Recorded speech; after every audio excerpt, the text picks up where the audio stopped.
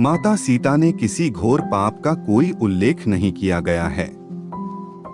हालांकि हिंदू धर्म में माता सीता को अपराध या पाप करने का कोई विवरण नहीं है।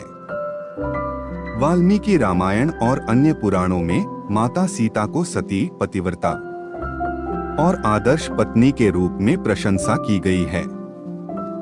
उनका चरित्र उनकी पतिव्रता, समर्पण और धर्म के प्रतीक के रूप में प्रशंसित होता है।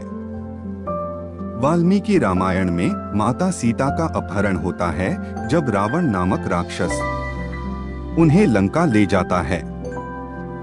हालांकि यह अपहरण माता सीता के पाप के रूप में नहीं देखा जाता है, बल्कि एक प्रेम परीक्षण के रूप में माना जाता है। माता सीता धर्मपत्नी के रूप में राम के प्रति अपना प्रेम और समर्पण प्रदर्शित करती हैं।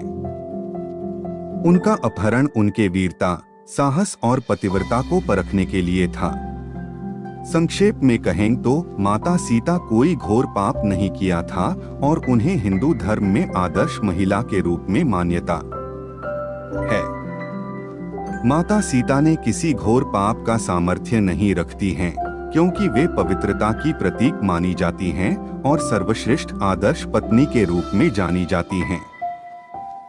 माता सीता की कथा रामायण में दर्शाई गई है, जिसमें उन्होंने अपनी पतिव्रता, समर्पण और त्याग की मिसाल प्रस्तुत की है।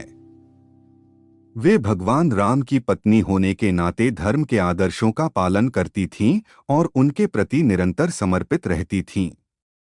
हालांकि रामायण के कुछ संस्करणों में एक ऐसी घटना का वर्णन है जिसमें माता सीता ने लंका में रावण द्वारा किए गए अपहरण के समय उसे रामायण की कथा के बारे में प्रश्न पूछा जाता है। इस प्रश्न के कारण उन्होंने अपने पति के बारे में बहुत सारी प्रशंसाएं कहीं, जिससे रावण को उसकी सामर्थ्य का अंदाजा होता है। इसे कुछ लोगों ने एक पाप माना है, जिसकी वजह से राम जी को कष्ट सहना पड़ा। यह बात ध्यान देने योग्य है कि रामायण में भगवान राम और माता सीता के बीच एक अत्यधिक प्रेम और सम्मान का वर्णन किया गया है। रामचरितमानस में भी तुलसीदास ने इस प्रेम भक्ति के बारे में गीतों और दोहों के माध्यम से बताया है। इसलिए ऐसे दावे को ठीक समझने के लिए उपन्यास और कविताओं के माध्यम से पूरी कथा की अध्ययन करना महत्वपूर्ण होता है।